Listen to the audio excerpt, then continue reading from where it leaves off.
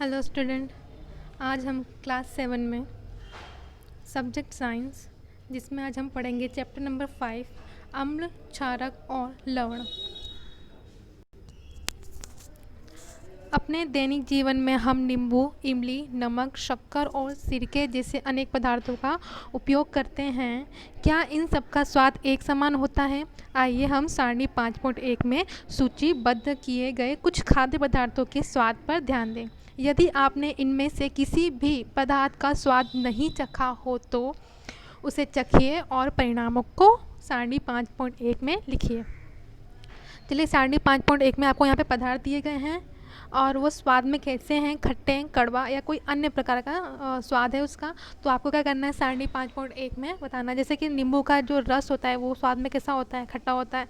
संतरे का रस वो भी क्या होता है, खट्टा होता है। सिरका, बाकी जो भी आपको पदार्थ दिए गए हैं उन सभी के स्वाद आपको क्या करना है, सारणी 5.1 में बने रहेंगे।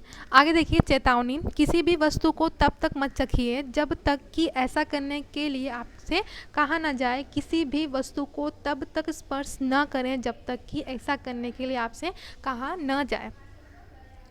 ठीक है, ये सभी चीज़ों को आपका ध्यान रखना है। आगे देखेंगे, आप देखेंगे कि इनमें से कुछ पदार्थों का स्वाद खट्टा, कुछ का कड़वा और कुछ का मीठा और कुछ का नमकीन है। ठीक है, तो आगे देखेंगे। यहाँ पे बूझों के मन में एक सवाल आया है, क्या मैं सभी पदार्थों का स्वाद ज्ञात करने के लिए उन्हें चख सकता हूँ? तो पहली कहती है कि नहीं। क्या तुमने चेतावनी नहीं पढ़ी? हमें अज्ञात पदार्थों को नहीं चखना चाहिए, ये हमें क्या कर सकते हैं, हानि पहुँचा सकते हैं। आपने कोई वस्तु नहीं चखी है, उसका स्वाद आपको नहीं पता है, तो ठीक है, तो आपको क्या करना चाहिए, उसे चखना नहीं चाहिए। बिना जाने समझे आपको कोई भी वस्तु क्या करना चाहिए, चखना नहीं चाहिए।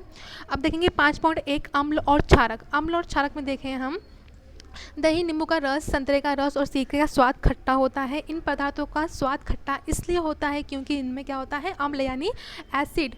ठीक है, इनमें क्या होता है, एसिड होता है। ऐसे पदार्थों की रासायनिक प्रकृति अम्लीय होती है। ठीक है, ऐसे पदार्थों की जो रासायनिक जो प्रकृति होती है वो अम्लीय होती है। एसिड शब्द की उत्पत्ति लैटिन शब्द, ठीक है, लैटिन, आपको ध्यान रखना, लैटिन शब्द है वो एसियर से हुई है, जिसका अर्थ है खट्टा।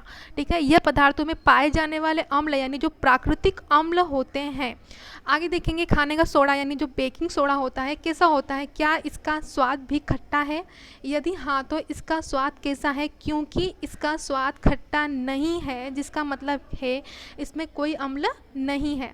इसका स्वाद कड़वा है। यदि आप इसके विलयन को अपनी अंगुलियों के बीच रगड़ें तो यह साबुन जैसा चिकना लगता है। सामान्यतः ऐसे पदार्थ जिनका स्वाद कड़वा होता है और जो स्पर्श करने पर साबुन जैसे लगते हैं वो क्षारक कहलाते हैं। ठीक है, आपको क्षारक और अम्ल पता चल गया होगा कि कौन से पदार्थ क्षारकीय होते हैं यानी क्षारक होते हैं और किस प्रकार के पदार्थ में अम्ल होता है आपको पता चल गया है, क्षारक कहलाते हैं। इन पदार्थों की जो प्रकृति होती है वो क्या होती है, क्षारकीय होती है। जिन पदार्थों की प्रकृति में, जिन पदार्थों में क्या होता है, क्षार होता है, उनकी जो प्रकृति होती है वो क्या कहलाती है, क्षारकीय कहलाती है। आगे देखेंगे हम, यदि हम किसी पदार्थ को चख नहीं सकते तो हम उनकी प्रकृति कैसे ज्ञात कर सकते हैं? ठीक है, कोई पदार्थ अम्लीय है अथवा क्षारकीय, इसका परीक्षण करने के लिए विशेष प्रकार के पदार्थों का उपयोग किया जाता है। ये पदार्थ क्या कहलाते हैं, सूचक कहलाते हैं। अब आपको जानना है कि कौन सा पदार्थ अम्लीय है और कौन सा क्षारकीय है, तो इसका परीक्षण क्या करना है, एक विशेष प्रकार से आपको करना है। और ये जो पदार्थ के जो परीक्षण की जो आप कर रहे हैं, जो प्रोसेस आप कर रहे हैं, तो क्या कहलाता है, आपका सूचक कहलाता है।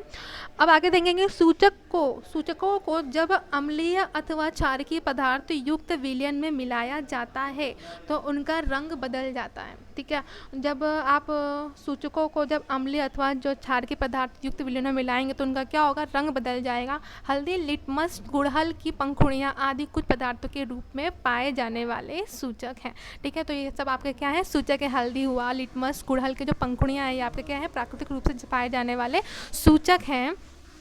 क्या आप जानते हैं, आपको देखिए यहाँ पे आपको अम्ल के नाम दिए गए हैं। आपको सबसे पहले दिए गए यहाँ पे आपको अम्ल के जो नाम होते हैं, जो अम्ल होते हैं उनकी लिस्ट दी गई है और वह किस में पाया जाता है, अम्ल आपको किस में पाया जाता है वो दिया गया है। यहाँ पे देखिए, जो सिरका है वो एसिटिक अम्ल में पाया जाता है। यहाँ पे सेकेंड आपको दिया गया है चींटी का डंक, जो है फॉर्मिक अम्ल, उसमें क्या पाया जाता है, फॉर्मिक अम्ल, जो यहाँ पर लिया गया नींबू का कुल के सिट्रस फल जैसे संतरा, नींबू आदि, इसमें आपको साइट्रिक अम्ल मिलेगा। आगे देखेंगे लैक्टिक अम्ल, ठीक है, तो जो दही होती है उसमें आपको लैक्टिक अम्ल, और आपका आगे है पालक, पालक में आपको ऑक्सैलिक अम्ल, आपका आगे है आंवला सिट्रस फल, इसमें है एस्कॉर्बिक अम्ल, इसमें आप बोल सकते हैं विटामिन सी, ठीक है। इस तरह से आपका देखिए यहाँ पर लास्ट है इमली, अंगूर, कच्चे आम आदि, इसमें है टार्टरिक अम्ल। इस तरह से आपको पता चल जाएगा कि कौन सी वस्तुओं में, कौन सी पदार्थ में आपको कौन से अम्ल होते हैं। ऊपर बताए गए सभी अम्ल प्रकृति में पाए जाते हैं। अब देखिए क्षारक के नाम अपने अम्ल के देख लिया, अब क्षारक की सूची देख लीजिए। किस में पाया जाता है वो आपको दिया गया है। यहाँ पे चूने का जो पानी है उसमें आपको कैल्शियम हाइड्रोक्साइड और जो खिड़की के कांच आदि साफ़ करने के लिए उपयुक्त मार्जक का उपयोग होता है, ठीक है। उसमें क्या मिलता है आपको, जो कौन सा क्षारक होता है, अमोनियम हाइड्रोक्साइड। आपका आगे है देखिए साबुन में आपको सोडियम हाइड्रोक्साइड या फिर पोटेशियम हाइड्रोक्साइड क्षारक मिलेगा। और जो दूधिया मैग्नीशियम होता है, जिसको मिल्क ऑफ मैग्नीशिया भी कहते हैं, उसमें मैग्नीशियम हाइड्रोक्साइड जैसे क्षारक पाए जाते हैं, ठीक है। आपको क्षारक और अम्ल के बारे में पता चल गया कि किन किन चीज़ों में पाया जाता है। आगे देखेंगे 5.2 हमारे आसपास के प्राकृतिक सूचक। लिटमस एक प्राकृतिक रंजक, सबसे सामान्य रूप से उपयोग किया जाने वाला प्राकृतिक सूचक लिटमस है। इसे लाइकेनो यानी सेक से निष्कर्षित किया चित्र 5.a में दिया गया है। आसुत जल में इसका रंग माव यानी नील सोड होता है। जब इसे अम्लीय विलयन में मिलाया जाता है तो यह लाल हो जाता है, और क्षारकीय विलयन में मिलाया जाता है तो यह नीला हो जाता है, ठीक है। आपको समझ में आ गया होगा। आगे देखेंगे यह विलयन के रूप में अथवा कागज की पट्टियों के रूप में उपलब्ध होता है, जिन्हें लिटमस पत्र कहते हैं, ठीक है। तो लिटमस पत्र क्या है वो समझ में आ गया। सामान्य यह लाल और नीले रंग के लिटमस पत्र के रूप में उपलब्ध होता है। आप मार्केट में जाओगे तो आपको नीला और लाल रंग के लिटमस पत्र आपको प्राप्त हो सकते हैं। आगे देखेंगे आपको देखिए 5.1 ए में चित्र आपको दिया गया है यहाँ पर लाइकेन, और बी में आपको लाल और नीला लिटमस पत्र। क्रियाकलाप 5.1 देखेंगे। क्रियाकलाप 5.1 में आपको दिया गया है प्लास्टिक के किसी प्याले, कटोरे या परख नली में नींबू का रस लेकर उसमें थोड़ा पानी मिलाकर ड्रॉपर की सहायता से उपयुक्त विलयन की एक बूंदों को लाल लिटमस पत्र पर देखिए चित्र 5.2 में दर्शाए अनुसार इस तरह से क्या करना है, आपको बूंद डालनी है। उसके बाद देखेंगे आप क्या इसके रंग में कोई परिवर्तन होता है। यदि इसी परीक्षण को नीले लिटमस पत्र के साथ दोहराइए। नोट कीजिए कि क्या रंग में कोई परिवर्तन हो सकता है। यदि क्रियाकलाप को निम्नलिखित पदार्थों के साथ दोहराइए, ठीक है। अब देखो नीचे आपको निम्नलिखित पदार्थ दिए गए हैं, इनके साथ ही यही क्रियाकलाप क्या करना है, आपको 1 बाय 1 दोहराना है, और आपको चेक करना है, नोट करना है कि किसमें रंग के साथ परिवर्तन होता है। देखिए यहाँ पे वस्तुएं दी गई हैं आपको। नलके का पानी अपमार्जक यानी जो डिटर्जेंट का घोल होता है उसकी बात की गई है यहाँ पे। वातित पेय पदार्थ, साबुन का विलयन, शैम्पू, सामान्य नमक का विलयन, शक्कर का विलयन, सिरका, बेकिंग सोडा का विलयन, दूधिया मैग्नीशियम, धावन सोडे का विलयन तथा चूने का पानी यदि संभव हो तो विलयन आसुत जल में मिलाएं। इस तरह से आपको करना है ये क्रियाकलाप। आगे देखेंगे पहले ब्रैकेट में आप देख लें। चूने का पानी बनाने के लिए किसी बोतल में चूने की कुछ मात्रा पानी में घोलिए। विलयन को भली भांति हिलाकर कुछ देर रखा रहने दीजिए। अब बोतल के ऊपरी भाग से कुछ द्रव्य को किसी बर्तन में निथार लीजिए। यह द्रव्य ही चूने का पानी है, ठीक है। इस तरह से आप चूने का पानी बना सकते हैं। अपने प्रेक्षणों को सारणी 5.2 में आपको नोट करना है। आगे देखेंगे हम क्या आपकी सूची में कुछ ऐसे विलयन हैं जिनका लिटमस पत्र पर कोई प्रभाव नहीं होता। इन पदार्थों के नाम लिखिए। ऐसे विलयन जो लाल अथवा नीले लिटमस पत्र के रंग को परिवर्तित नहीं करते वो आपके क्या कहलाते हैं, उदासीन विलयन कहलाते हैं। ऐसे विलयन ध्यान रखना है आपको, जो विलयन आपका लाल अथवा नीले लिटमस पत्र पर कोई भी रंग में कोई परिवर्तन नहीं दर्शाता या बताता, लिटमस पत्र को परिवर्तित नहीं करता, रंग में दूसरे रंग में परिवर्तित नहीं करता, तो वो आपका क्या कहलाएगा, उदासीन विलयन है, ठीक है। ऐसे पदार्थ ना तो अम्लीय होते हैं और ना ही क्षारकीय होते हैं, ठीक है। तो उदासीन जो विलयन होता है वो ना तो अम्लीय होता है और ना ही उसमें क्षारकीय होता है। आगे देखेंगे हल्दी एक अन्य प्राकृतिक सूचक है। क्रियाकलाप 5.2 में देखेंगे हम 1 चम्मच हल्दी पाउडर लीजिए, उसमें थोड़ा जल मिलाकर इसका पेस्ट बनाइए। स्याही सोखता यानी बॉटिंग पेपर या फिल्टर पत्र पर हल्दी का पेस्ट लगाकर हल्दी पत्र बनाइए और उसे सुखा लीजिए। हल्दी पत्र की पतली पतली पट्टियाँ काट लीजिए। हल्दी पत्र की पट्टी पर 1 बूंद साबुन का विलयन डालिए। क्या देखते हैं आप? इसी प्रकार सारणी 5.3 में दिए गए विलयनों का परीक्षण कीजिए और अपने प्रेक्षणों को सारणी 5.3 में नोट कीजिए। आप अन्य पदार्थों के विलयन से भी परीक्षण कर सकते हैं। इसी तरह से आप बाकी जो हैं विलयन है उनका परीक्षण कर सकते हैं। और आपको यहाँ पे देखिए सारणी 5.3 आपको परीक्षण के लिए जो विलयन है नींबू का रस, संतरे का रस, सिरका, दूध या मैग्नीशियम, खाने का सोडा, चूने का पानी, शक्कर, नमक। आपको क्या करना है? हल्दी के विलयन पर प्रभाव देखना है और उसका आपको सारणी 5.3 में, ठीक है, यहाँ पे फिलअप करना है। अब देखेंगे आगे, आप अपनी माता जी के जन्मदिन पर उनके लिए विशेष बधाई पत्र बना सकते हैं। सादे सफ़ेद कागज़ की शीट पर हल्दी का पेस्ट लगाइए और उसे सुखा लीजिए। रुई के फाहे की सहायता से इस पर चूने की पानी से एक खूबसूरत फूल बनाइए। आपको इस सुंदर बधाई पत्र मिल जाएगा, ठीक है। इस तरह से आप कर सकते हैं। आगे देखेंगे हम बूझो ने कुछ कहा है यहाँ पे, देखिए। अब मैं समझ गया कि मेरी सफ़ेद कमीज पर पड़ा हल्दी का दाग साबुन के धोने पर लाल क्यों हो जाता है। ऐसा इसलिए होता है क्योंकि साबुन में जो विलयन होता है वो क्या होता है? क्षारकीय होता है। आगे देखेंगे यहाँ पर सूचक के रूप में गुड़हल के पुष्प, क्रियाकलाप 5.3 देखेंगे। गुड़हल के पुष्प की कुछ पंखुड़ियाँ एकत्र कीजिए और उन्हें किसी बीकर में रख दीजिए। इसमें थोड़ा गर्म जल मिलाइए। मिश्रण को कुछ समय तक रखिए जब तक जल रंगीन न हो जाए। रंगीन जल को सूचक के रूप में उपयोग कीजिए। इस सूचक की 5-5 बूंदे सारणी 5.3 में दिए गए प्रत्येक विलयन में मिलाइए, ठीक है। इस तरह से सारणी 5.4 को आपको प्रयोग करने के बाद आपको फिलअप करना है। आगे देखेंगे सूचक का अम्लीय, क्षारकीय और उदासीन विलयनों पर क्या प्रभाव पड़ता है। गुड़हल के पुष्प का सूचक अम्लीय विलयनों को गहरा गुलाबी यानी मेजेंडा और क्षारकीय विलयनों को हरा कर देता है, ठीक है। चित्र 5.3 में आपको दिया गया है। आगे देखेंगे जब मैं शुष्क लिटमस पत्र खाने के सोडे के ठोस कण रखता हूँ तो मुझे सही परिणाम नहीं मिलते, क्यों? तो पहले आपको बता रही हैं यहाँ पे जो खाने का सोडा होता है, सोडा का विलयन होता है, बनाकर परीक्षण करो। आप देखेंगे आगे चित्र 5.3 में आपको गुड़हल का पुष्प और उसमें तैयार किया गया सूचक, ठीक है। इस तरह से अम्ल, सूचक और क्षारक, ठीक है, आपको विलयन 3 दिए गए हैं। आगे देखेंगे हम आप इन प्राकृतिक सूचकों को बनाकर उनमें अम्लीय, क्षारकीय, उदासीन विलयनों में रंग परिवर्तन देखने का प्रयास कर सकते हैं। पहले आपके लिए निम्नलिखित समस्या लेकर आई है। काफ़ी का रंग है भूरा और स्वाद है कड़वा। अम्ल है या क्षार? प्रश्न बड़ा ही है दुस्वार। स्वाद के कारण है अनजान, बिना परीक्षण होना ज्ञान, ठीक है। आगे देखेंगे क्रियाकलाप 5.4 शिक्षक और शिक्षिका से अपेक्षित है कि वे अपने विद्यालय की प्रयोगशाला अथवा आसपास के किसी विद्यालय से निम्नलिखित रसायनों के तनु विलयन लें। हाइड्रोक्लोरिक अम्ल, सल्फ्यूरिक अम्ल, नाइट्रिक अम्ल, एसिटिक अम्ल, सोडियम हाइड्रोक्साइड, अमोनियम हाइड्रोक्साइड तथा कैल्शियम हाइड्रोक्साइड जो चूने का पानी होता है, ठीक है। इसमें से प्रत्येक विलयन पर तीनों सूचकों के प्रभाव को प्रदर्शित कीजिए। अपने प्रेक्षणों को सारणी 5.5 में लिखिए। अब आपको प्रयोग करने के बाद अम्ल का नाम दिया गया है, आपको लिटमस पत्र पर उसका क्या प्रभाव पड़ता है और हल्दी के पत्र पर तथा गुड़हल के पुष्प के सूचक का प्रभाव क्या पड़ता है, आपको सारणी 5.5 में आपको यहाँ पर लिखना है। चेतावनी दी गई है, चेतावनी को ध्यान रखें। प्रयोगशाला में अम्लों और क्षारकों के रख रखाव तथा उपयोग में अत्यधिक सावधानी बरतनी चाहिए, क्योंकि यह संरक्षक प्रकृति के होते हैं जो त्वचा में जलन उत्पन्न करते हैं और उन्हें हानि पहुंचाते हैं, ठीक है। इस बात का आपको ध्यान रखना है। आप देखेंगे 5.3 उदासीनीकरण। हमने पढ़ा है कि अम्ल नीले लिटमस को लाल कर देता है और क्षारक जो होता है वो क्या करता है, लाल लिटमस पत्र को नीला कर देता है, ठीक है। आपको ये चीज़ ध्यान रखनी है, जो अम्ल होता है वो नीले लिटमस पत्र को लाल में कन्वर्ट करता है, ठीक है, लाल रंग में परिवर्तित करता है, और जो क्षारक होता है वो लाल लिटमस पत्र को नीले में परिवर्तित कर देता है। आगे देखेंगे। अब यहाँ देखें कि जब किसी अम्ल को किसी क्षारक में मिलाया जाता है तो क्या होता है। हम उस सूचक का उपयोग करने जा रहे हैं जिसका आपने कभी अभी तक उपयोग नहीं किया। इसे क्या कहेंगे, फिनोल्फ्थैलीन, ठीक है,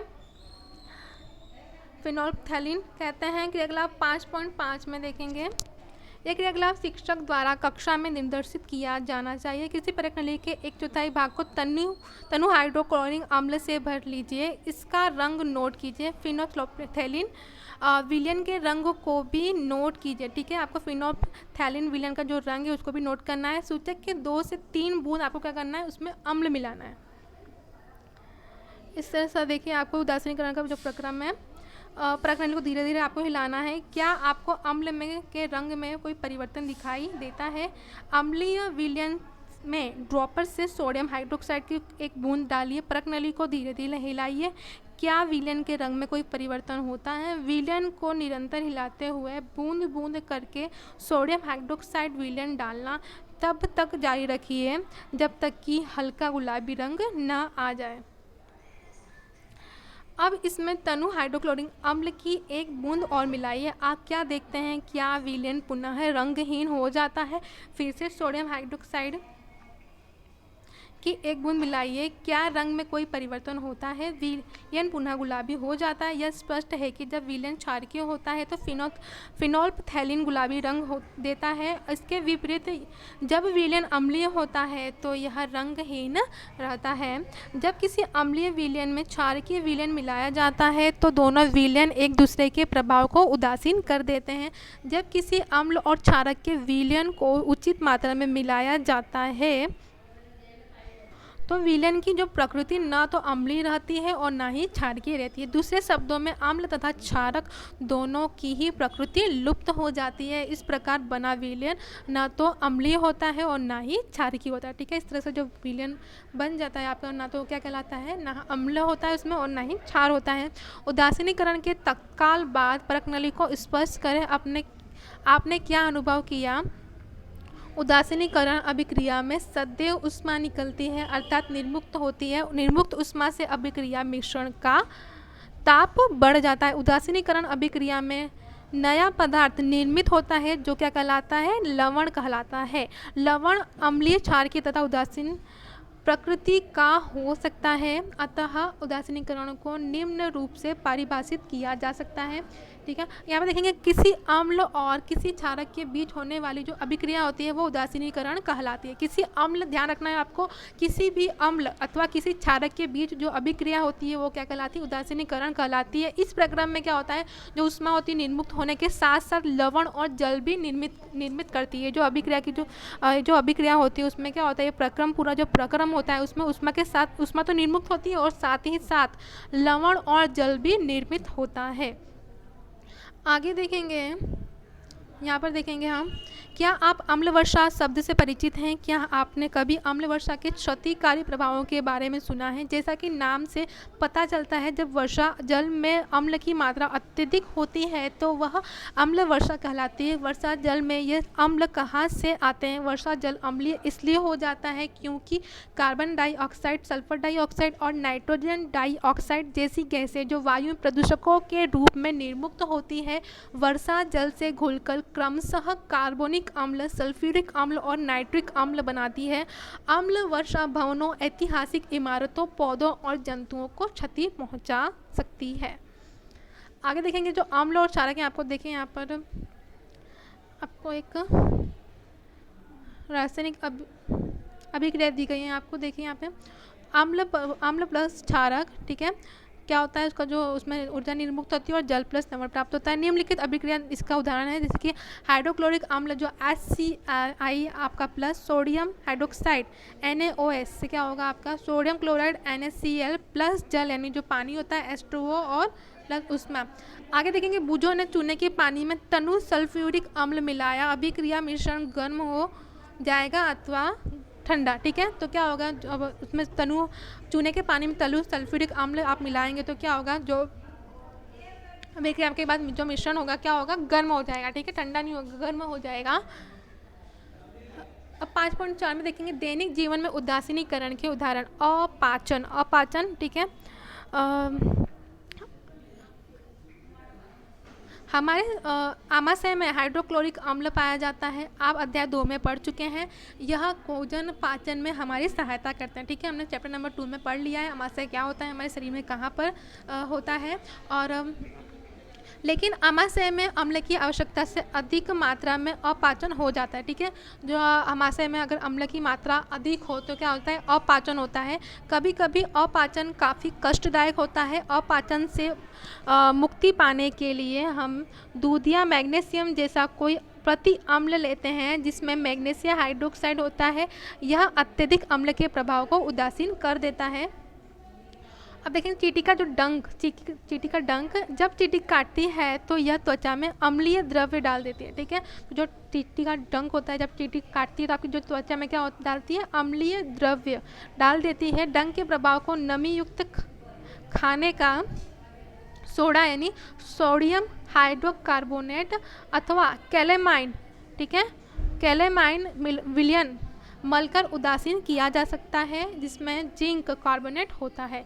अब देखेंगे मृदा उपचार। मृदा उपचार में देखेंगे रासायनिक उर्वरकों का अत्यधिक उपयोग मृदा को अम्लीय बना देता है। यदि मृदा अत्यधिक अम्लीय अथवा अत्यधिक क्षारकीय हो तो पादपों यानी जो पौधे की जो वृद्धि होती है वो अधिक नहीं हो पाती। ठीक है, ना अच्छी हो पाती है। ठीक है, जब मृदा अत्यधिक अम्लीय होती है तो उसे बिना बुझा हुआ चूना यानी जो कैल्शियम ऑक्साइड होता है अथवा बुझा हुआ चूना कैल्शियम हाइड्रोक्साइड जैसे क्षारकों से उपचारित किया जाता है। यदि मृदा हो तो इसमें जैव पदार्थ मिलाए जाते हैं। जैसे पदार्थ कंपोस्ट खाद मृदा में अम्ल निर्मुक्त करते हैं जो उसकी क्षार की प्रकृति को उदासीन कर देते हैं। अब देखिए कारखानों का अपशिष्ट, जो कारखानों में अपशिष्ट यानी जो कचरे होते हैं उनके बारे में बताया गया। अनेक कारखानों के अपशिष्ट यानी जो कचरे में अम्लीय पदार्थ मिश्रित होते हैं। यदि ऐसे अपशिष्ट पदार्थों को सीधे ही जलाशयों व नदियों में बहने दिया यानी विसर्जित किया जाए तो मछली और अन्य जलीय जीवों को अम्ल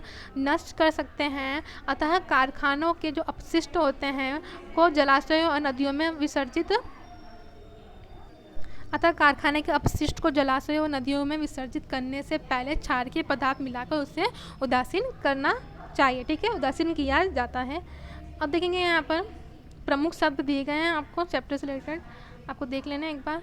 और आपको यहाँ पर अभ्यास के प्रश्न दिए गए हैं, वो आपको नोटबुक में लिखना है। यहाँ पे आपको प्रश्न 1 से लेके प्रश्न 11, ठीक है, आपको टोटल 11 प्रश्न दिए गए। इनके सभी के उत्तर आपको आपकी कॉपी में आपकी नोटबुक में लिखने हैं। इसी के साथ ये चैप्टर हमारा कंप्लीट होता है। Thank you.